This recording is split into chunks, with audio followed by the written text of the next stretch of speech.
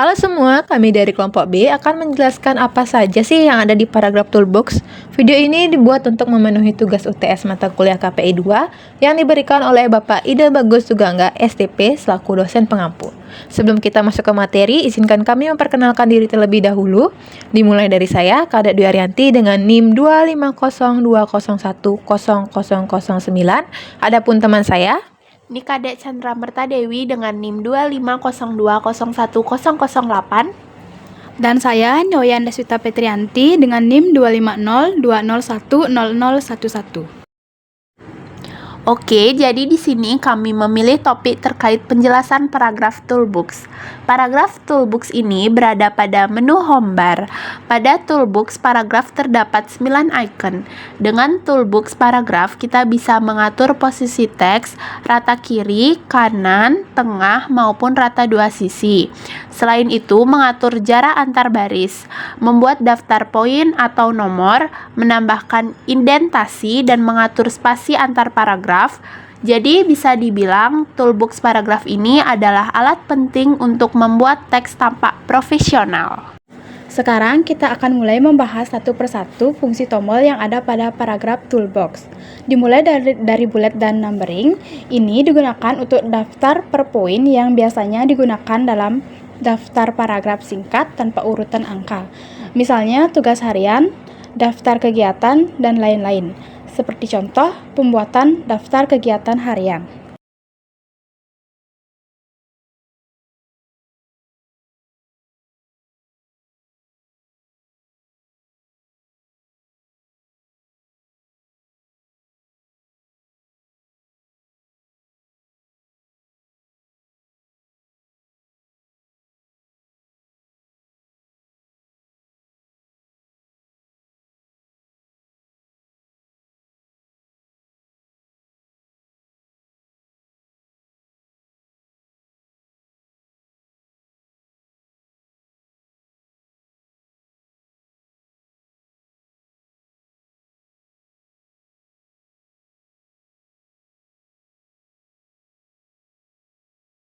Lalu, blok dari membersihkan kamar sampai menyetrika baju. Lalu tinggal klik ikon bulat pada paragraf toolbox. Tidak hanya berbentuk bulat, kamu juga bisa mengubahnya menjadi simbol lain seperti bentuk kotak, tanda centang, dan lainnya yang ada di bullet library. Selanjutnya hampir sama dengan bullet, tetapi menggunakan angka atau huruf untuk membuat daftar berurutan, misalnya dengan contoh pembuatan daftar perlengkapan rumah sakit.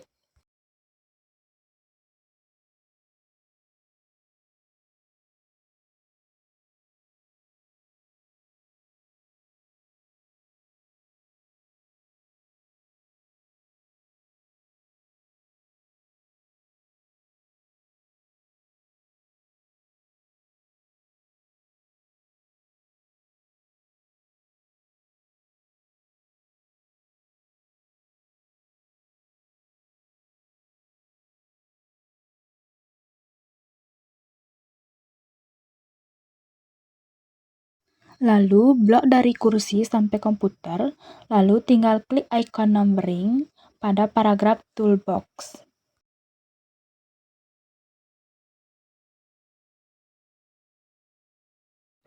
selanjutnya ada multi-level list. Multi-level list ini digunakan untuk membuat daftar dengan tingkatan atau level seperti subpoint. Biasanya kita jumpai pada pembuatan struktur laporan atau proposal dengan contoh pembuatan struktur laporan.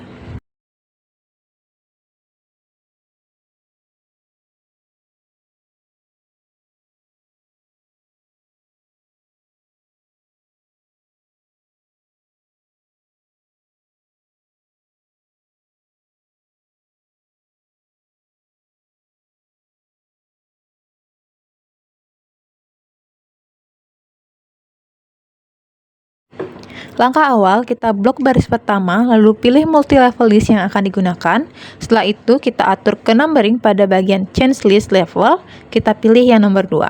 Setelah itu, blok lagi pada baris kedua sampai ke 4 dan klik kembali multi-level list, lalu atur level list pada numbering dan pilih nomor 3.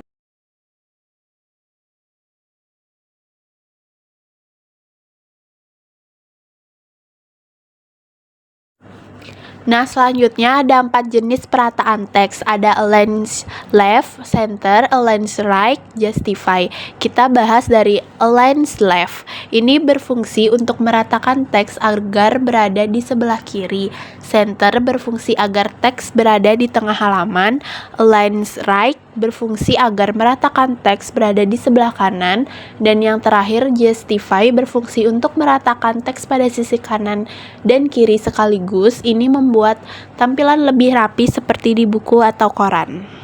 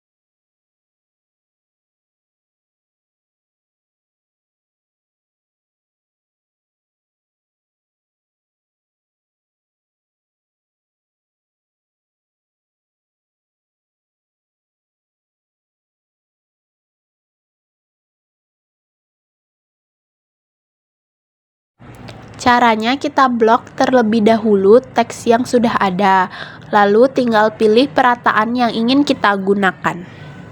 Nah, untuk yang pertama itu ada align left, yang kedua itu ada center, yang ketiga ada align right, dan yang terakhir ada justify.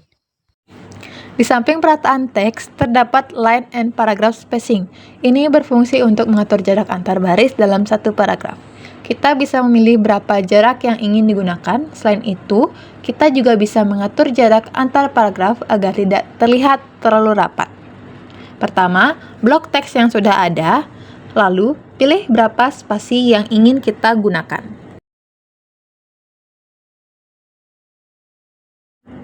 Kemudian ada decrease indent dan increase indent.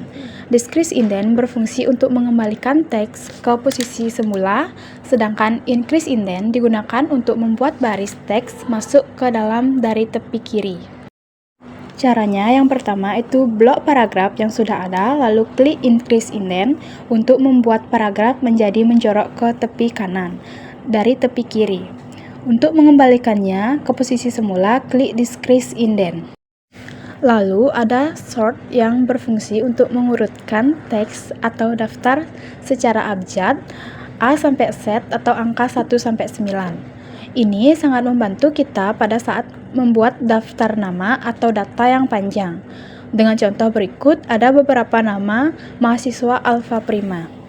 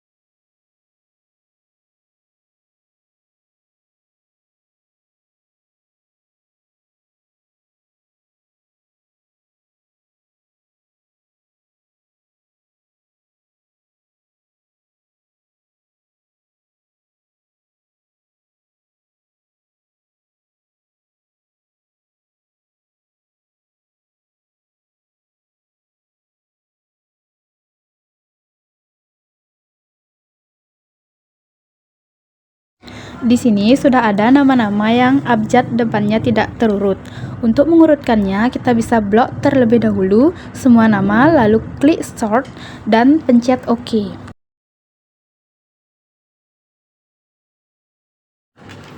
Yang ketujuh ada show atau hide. Ini berfungsi menampilkan simbol paragraf dan spasi yang tidak terlihat. Gunanya adalah memeriksa apakah ada enter, spasi, atau tab yang berlebihan dalam teks.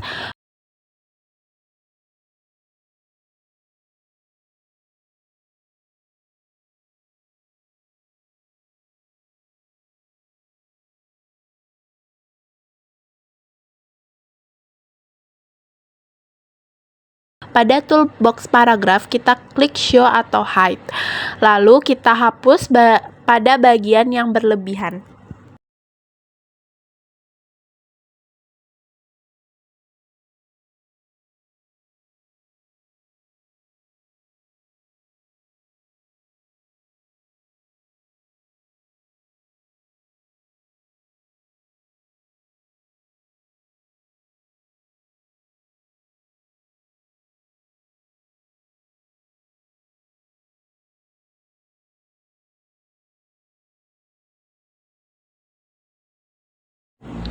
Dan yang terakhir ada shading dan borders. Shading berfungsi memberi warna latar belakang pada paragraf atau teks tertentu.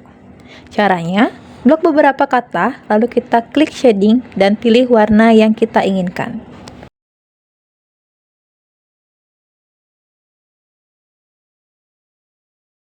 Sedangkan borders memberi garis tepi di sekitar paragraf, misalnya untuk membuat kotak kutipan atau penekanan isi dengan cara pertama-tama kita blok juga beberapa kata, lalu kita pilih borders and pilih all borders. Nah, itu dia penjelasan terkait paragraf toolbox yang ada pada aplikasi Microsoft Word. Sekian dari kami, semoga tutorial ini dapat bermanfaat bagi kita semua. Terima kasih.